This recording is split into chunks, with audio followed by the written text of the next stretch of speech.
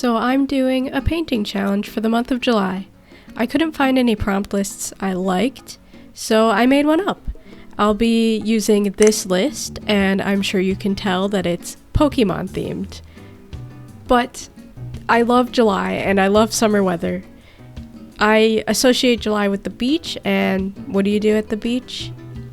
You drink.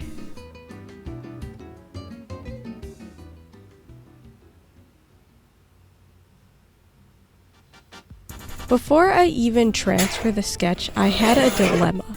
I kind of wanted to put the smoliv on a toothpick. It was way too sad for me to stab it with a toothpick. But I also played with putting it in the drink. And then I couldn't decide which one I liked more, so I asked Instagram. I was personally liking the toothpick one more, but a lot of people whose opinion I respect liked it in the drink more, so in the drink it goes.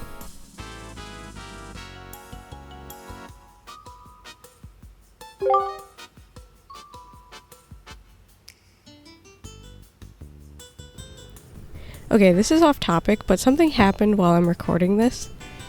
It'll probably be old news by the time this video comes out, but the Pokemon trading card company announced this morning, and I'm honestly surprised that they actually addressed this. Like, surprised in a good way. For anyone who doesn't know, basically since 2019, the Pokemon trading card game company holds an art contest once a year. There were ones way far in the past, but they've been doing them consistently since 2019 until now. There's a grand prize of $5,000 and other prizes, I think up until maybe 5th place or maybe 3rd, I'm not sure. And this year, they chose multiple AI art entries. And it was very depressing that they couldn't tell the difference between the AI art and the real art. And that they chose 6 of them. Or that they didn't even notice that this person who had essentially the same name for 6 different entries, which was against the rules because you're only allowed to enter 3 times. But I'm also so happy that they spoke up about this and are choosing real art instead. The thought crossed my mind while I was submitting this year, but I really didn't want to think about it too much. And when it actually happened, it was heartbreaking to see. If AI could fool them this year, it honestly makes me worried for future years in this contest. Like what if the AI is so good it isn't obvious anymore? No one or very few people would know an entry even is AI. I wonder if they will modify the rules to the contest in the future? Maybe it'll be a requirement to record and submit your creation process. But fingers crossed that either of my entries get chosen. I might be delusional, but I'm manifesting, okay? Okay, anyways, back to what I'm doing with this smoliv here. I don't actually like drinking, so I'm not sure what connotations martinis have. Is this a beachy or summery drink? All I know is that they have olives and that they can be dry or dirty. I think that purists might like the dry. Or no, purists like the dirty? Because the dirty has like olive juice or something? I don't know. But let me know if you know. Also, something else exciting is happening this month. On July 28th, I'm selling my art at a little artist booth thing at Discovery World, so I'll take you guys along with me for that. I am completely unprepared. I think there's things I still need to get. I might need a table. I'm not even sure. I have to ask people things. But we'll cross that bridge when we get there.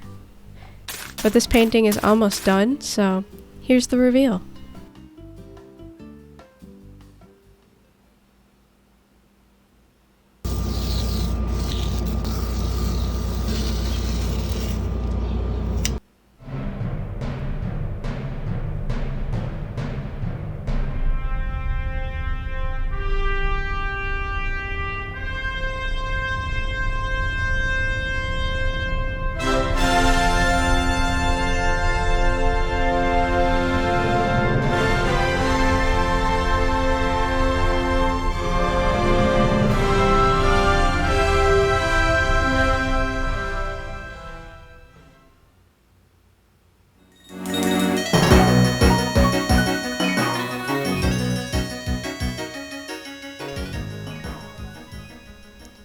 Do you remember when it was 2015 and they just announced that Pokemon Go trailer, the one that has the people walking around basically in augmented reality, like throwing Pokeballs at real life Pokemon?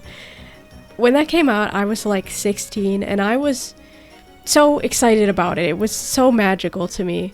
I dreamed about packing a bag, throwing a sketchbook in it, and hopping on my bike to go around and catch Pokemon and battle with my friends. Like, you guys don't know how excited I was. But I grew up in a pretty rural place. Like, to get groceries, it was at least a 15-minute drive. The walkability score must have been like a 2. So when Pokemon Go did come out, it was kind of very hard to play. The nearest Pokestop was way beyond walking distance, and I'd always run out of Pokeballs, so like I couldn't even really play the game. Mostly what kept it fun was going to school and playing with my friends, but in the summers it sucked. And way before I even knew about Pokemon Go, I always wanted to live in a city. My goal ever since middle school was to leave my little hometown and move to a city the second I graduated. Don't get me wrong, living in a quiet, rural place has its advantages. And I know so many people love it, but I was kind of sick of it. So when I did graduate, I used my savings to move away. I was sad leaving friends and family, but also it was so exciting. And now, I don't know if I could give up the convenience and opportunities that a city gives. Every weekend there's always something going on, and I would say Pokemon Go is like 20% more fun while living in a city. It's just grinding to get stronger Pokemon, and I don't really enjoy the gym battles. So Pokemon Go isn't what I imagined, but I do really love cities, and I'm thankful to live in one now. And who knows, maybe one day they'll make the game more fun. But in the meantime, I can draw what I wish Pokemon Go was. I mean, it's unrealistic. It's just a phone app. You can't have, like, Pokemon in real life walking around. Not unless we, like, really adopt Apple Vision or something similar. I just wish, I don't know, I wish it were more fun. I wish it were more like, the mainline games. And I do think the mainline games are getting a lot better about having Pokemon in the overworld. I so enjoy that aspect. I love when, like, a Pokemon can follow you around. It's just, to me, it was never about, like, catching them all. It was more like, I have these little buddies that I, make them fight to the death, but they're my little buddies, and I named this one Pee Pee Poo Poo. And that's really all I want, gosh darn it. I just want little buddies. So I drew some little buddies in this picture. I love the friend-shaped Pokemon, such as Gulpin there. Let me know if you can see the Gulpin once I paint the windows. He kind of becomes invisible. Also, Klefki, something about it just needed to be in this picture. Like, Klefki is such a modern Pokemon. And it really makes me think about the evolution of Pokemon. Like, they look like human things. I'm sure this has been explained, but I think about it sometimes. And I bet there'll be a point in the future when we don't even use keys. So many cars are already keyless. Okay, this painting's almost done. Here's the reveal.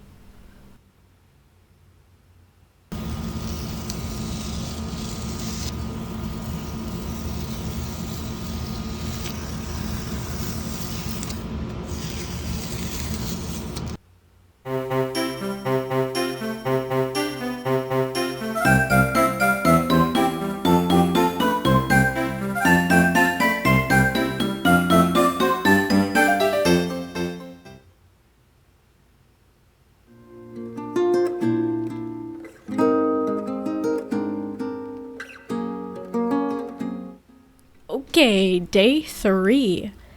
I had big expectations for this day. I kind of wanted to paint a cute scene where there's like many Pokemon swimming in a pool. But I had to pull that idea back a bit. It was just too complicated for a one-day painting challenge. Instead, I pivoted to a trainer watering their Pokemon in a kiddie pool. Kind of like how some people get a kiddie pool and fill it with ice for their huskies in the middle of summer. And at first, the trainer was going to be a random person, but I was kind of scared to draw a person because I would have to figure out what style I wanted the person to be. Like, would it be something closer to my style or more in line with the Pokemon universe?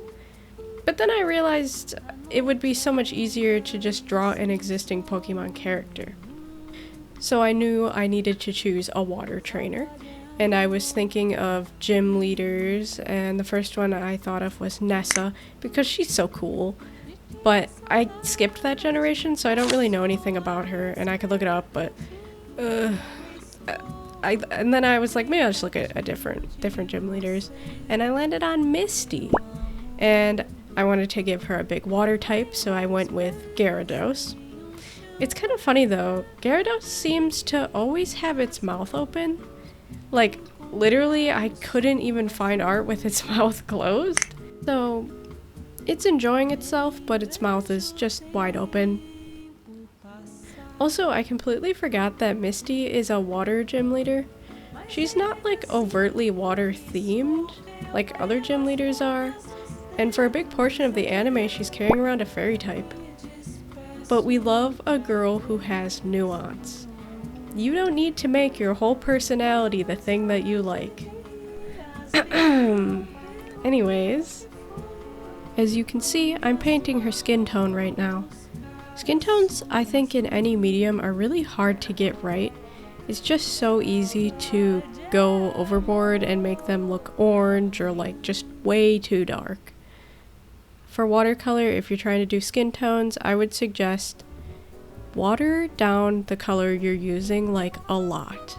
It might end up looking too light, which is a good thing. You'd rather have it be too light, because if that's the case, you can just add more layers. Too dark is a little tricky. You have to try and like pull up the watercolor. Honestly, oil paints or gouache paints are great. You can just lay a whole new color over it, but because watercolor is opaque, it's so tricky. But I've also heard people say that because it's opaque, it's the only medium that you could accurately capture skin tone with, because underneath your skin there's like veins and blood and there's different hues, say to a person's face, and with watercolor you can like accurately capture that. I don't know if that's bullshit or what, but that sounds like it would be very hard to do. Maybe I'll have to try it out sometime. Not in this challenge though. This challenge, I'm keeping it simple. I just want to have a good time, paint some Pokemon, and appreciate the summer.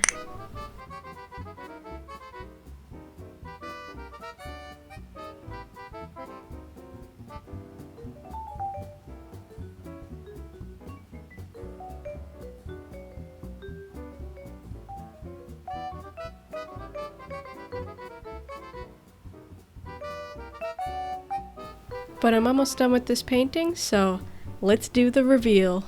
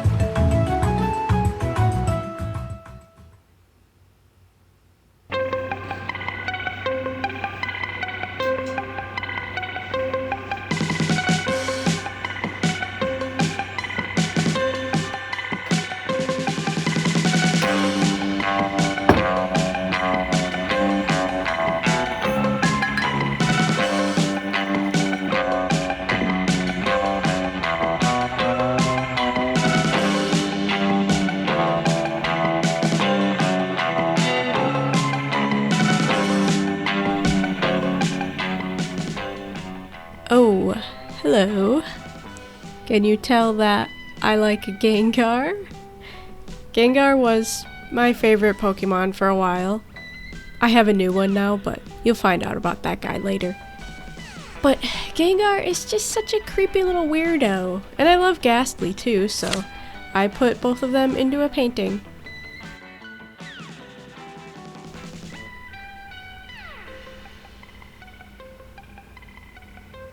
With a word like shadow, I had to draw some spooky little guys.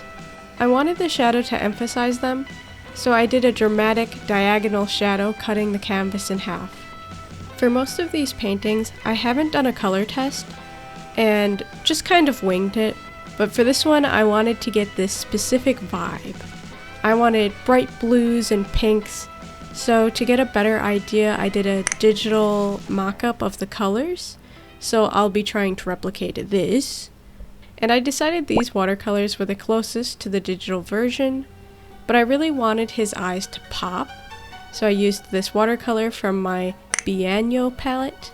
Not sponsored by them, just letting you know what I used. And this color is so vibrant, like so bright the camera really doesn't do it justice. It's like a highlighter. That's how the painting looked after the first layer. So, moving on to the second layer, I'm just repainting all the same parts, but darker. I probably could have skipped the first layer and just done it darker in the first place, but I really wanted control on this painting. And, okay, this next step is so cool, I was really excited to do it, and I forgot to hit record, so this is what I did. I did the whole shadow. I guess you didn't miss much. I just used a bigger brush, I mixed a whole bunch of blue paint, and I just horizontally, brushed in the shadow. And sorry, my head is in the way for a lot of these shots. I really should use manual focus, but I always forget to set that up. At this point, I'm just going into the shadow areas and darkening up the colors even more. They kind of got a little lost in there, so I want things to have some contrast.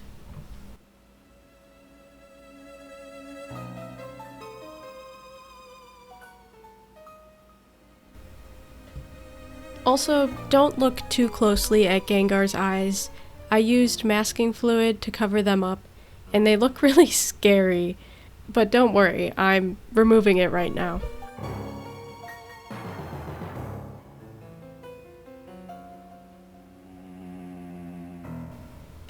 And now I get to do the fun details. I'm finally getting to use that incredibly bright red paint. And it looks so good. Like I said, the camera just doesn't get the full effect of it, but you can definitely tell.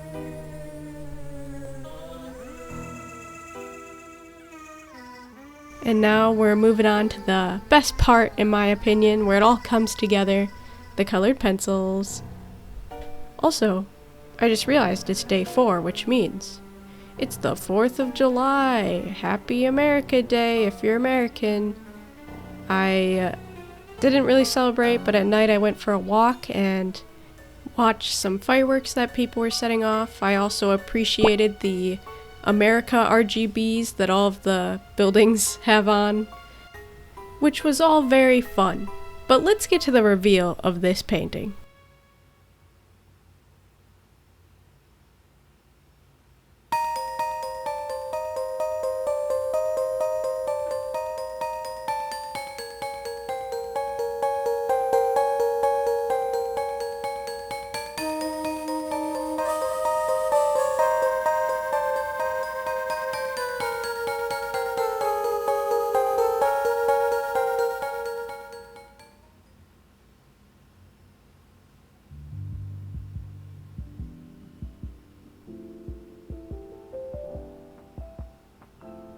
I really let my inner Bob Ross speak to me on this one.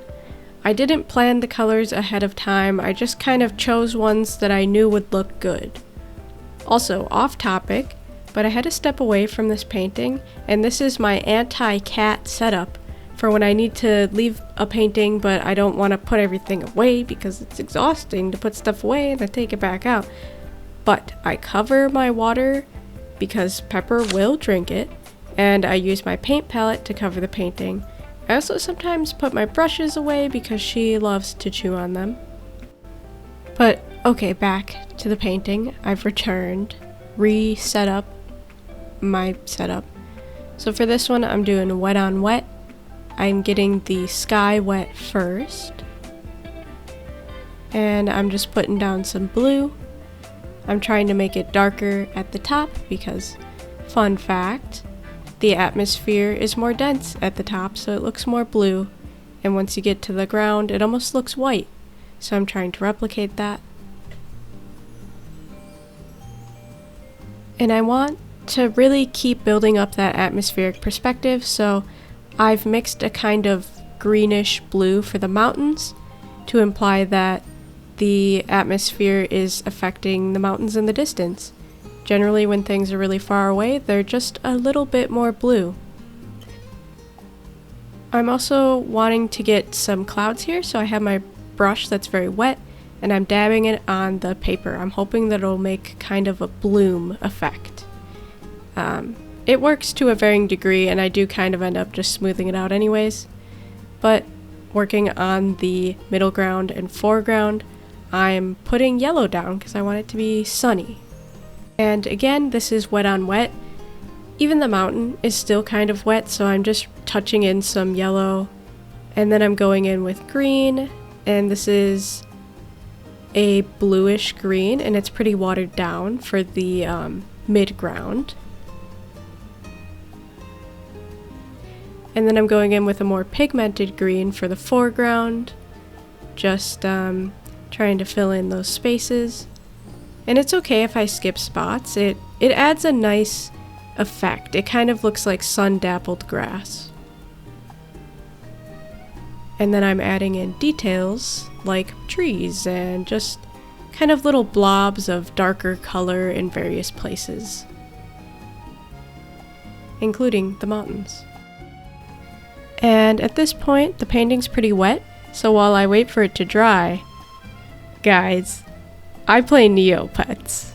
Add me on Neopets, guys. Are you excited about that new plot or what? Also, I finally got all the Lab Ray map pieces, so now I can zap my beautiful darling little animals. Let's do it and see what I get. Nothing. Cool. Let's do it tomorrow and see what I get. Hey, it's tomorrow. What will I get? Nothing. Sweet. Okay, it's the next day. What do I get? Oh, he's a buzz now. Oh, sweet. I have a blue buzz now. Okay, Neopets break over. What am I doing in this painting? I'm adding in the details, and I'm removing my masking fluid from these little flabebes and the Altaria. And I'm just coloring those parts because keeping them just stark white is a little odd. But I think I'll save these parts for myself and just show you guys that reveal.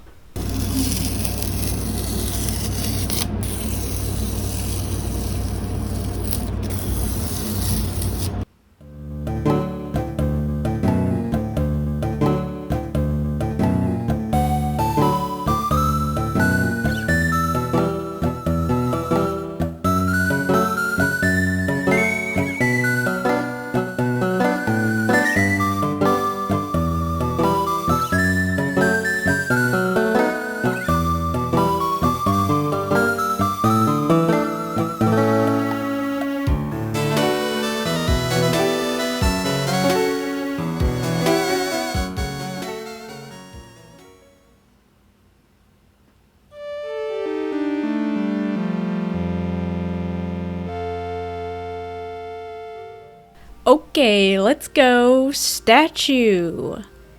This one is simple, but I really wanted to focus on texture.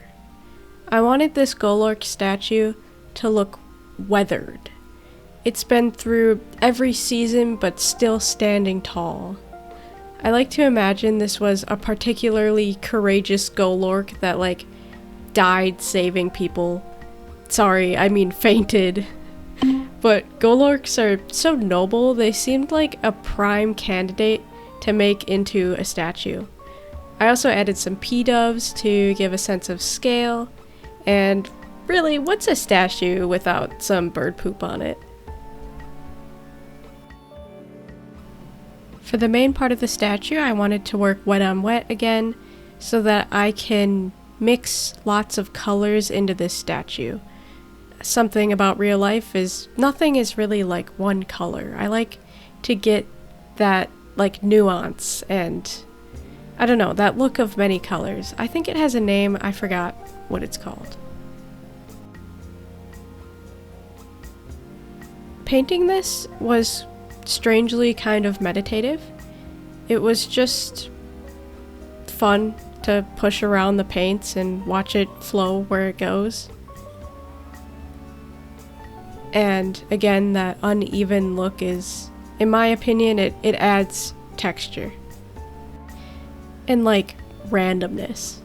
I find that's something I really struggle to get with digital art is randomness. Digital art is just so, it can be so stark and like rigid.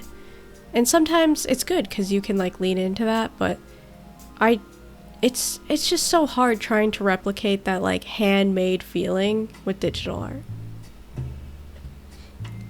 Which is kind of funny to say because I think there used to be this sentiment floating around that digital art is easier.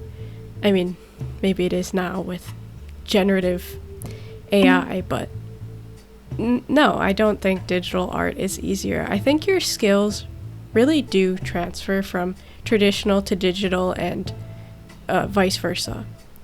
And if you're trying to break from one or the other, I promise you can do it. If you're good at one, I promise you can be good at the other. It just takes some getting used to.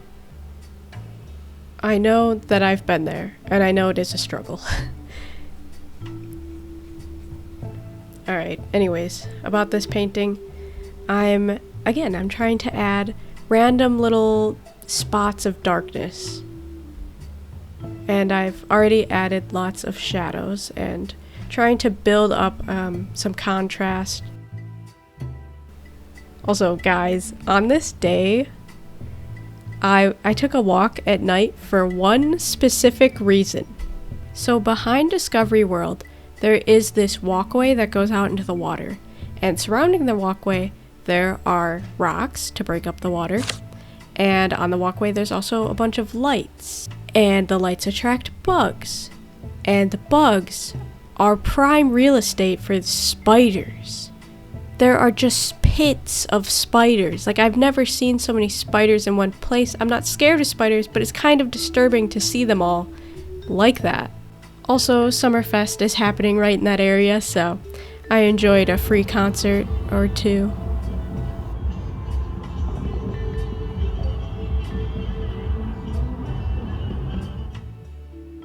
And the last thing I did on this painting is add the bird poop, because come on. Like I said, I wanted it to be weathered, and I think that the bird poop is authentic. It would be a crime to not include it. Alright, here's the reveal.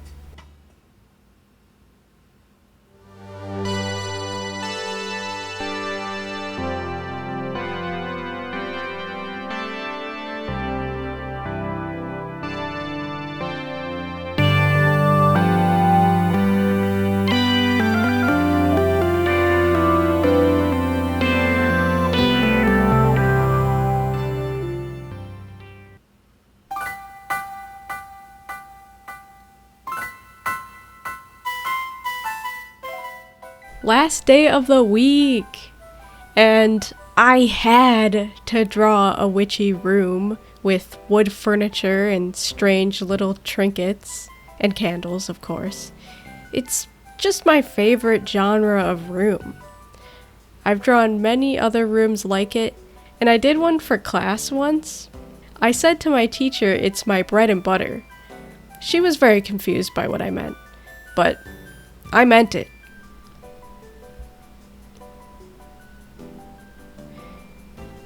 In my opinion, if a witch had a Pokemon, they would absolutely have an Umbreon and a Rowlet. I threw the lit wick in there because of the theme word, but a witch would also have a lit wick, and maybe even that whole evolution line. This witchy room, though, strays from my other witchy rooms because it's actually bright in here. I decided to go with a sunny and warm looking room, mostly sticking to yellow, brown, and red. As you can see right now, I'm really hyping myself up to paint this shadow. Something about it was confusing me. Hard to say what, and I'm gonna do it. I'm gonna paint the shadow. And it'll look good, right? Nothing will go wrong? Yeah. Okay. Oh no. That's not the way shadows go. That's not how shadows work. I put the shadow in the wrong spot. It should go the opposite. I should have colored the other half, because, you know, that's a shelf right there, so the shelf would cast a shadow. It's fine. It's fine. But anyways, as you can see, I wanted the light coming from the window to be very bright and casting a shadow in the room. And speaking of light, my apartment barely has any, and I really wanted to take pictures for these paintings. If you're someone who takes pictures of products or your own art, you probably get it. You just kind of need natural light to make stuff look good. And since I live in a cave, I went to the park to take some pictures of all the paintings you've seen so far. And it was so nice outside. Man, I love summer. Okay, back to painting.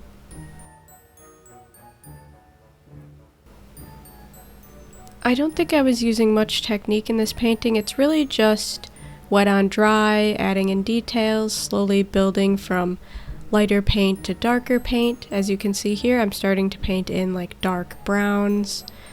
Also something I did is I didn't think about what colors I was going to use really. I just kind of, like for this Umbreon, it's like black, but because this room is so light, I took black and I just mixed it with brown and hoped that it was the color I wanted and that it would match the atmosphere of this room, and I think it does. The raw lit was much easier since it's already warm tones and brownish. And I wanted that Umbreon to be just a tad bit darker, so I did another layer. And I'm adding in some greens, which are warm greens that I mixed with a little bit of yellow. And adding the Umbreon yellow bits. I considered making this Umbreon shiny, but I didn't think the blue would really pop in this room. Like, this Litwick's flame is almost green. And I think that it wouldn't have looked good shiny, although shiny Umbreon's really cool. But I think it's time for the reveal.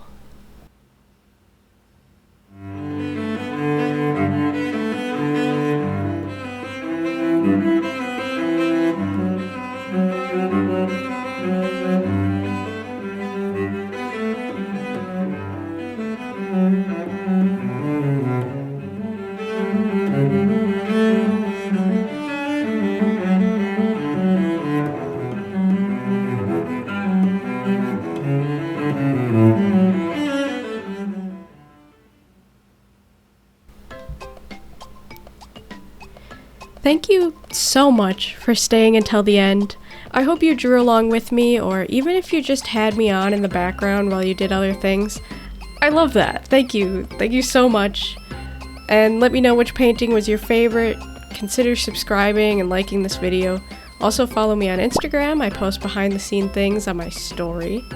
And if you missed it, check out last week's video where I prepped for this challenge. Okay, bye. Thank you. Have a good week. Be kind to yourself.